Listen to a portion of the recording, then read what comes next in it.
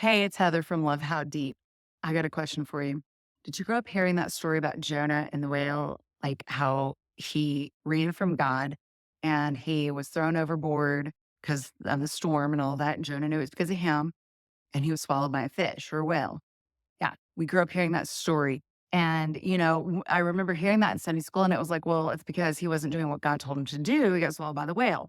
So the other day, for some reason, it just kind of dawned on me like, why, like a little bit more behind the why of why he was swallowed by the whale. That makes sense.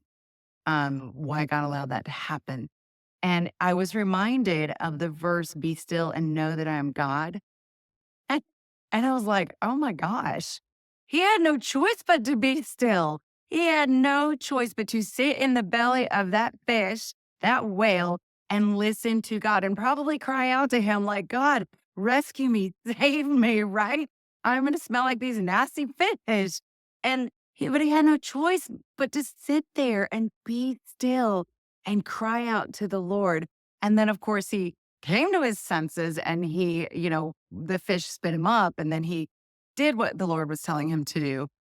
So I don't know. When I think about that verse, or that story in the Bible and that verse, I just think about like us and how sometimes God's speaking to us and we're not listening because we can't be still.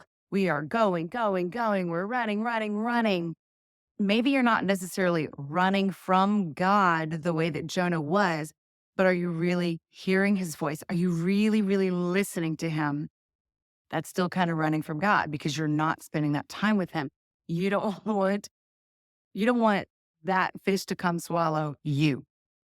You don't want God to force you to be still so that you can hear his voice, so to speak. I don't know. That was just kind of a little revelation, a different take on that like old Bible story for me. And maybe that speaks to you the same way. But my encouragement to you is be still and know that he is God, regardless of what you're going through in your life. All right. There's a challenge.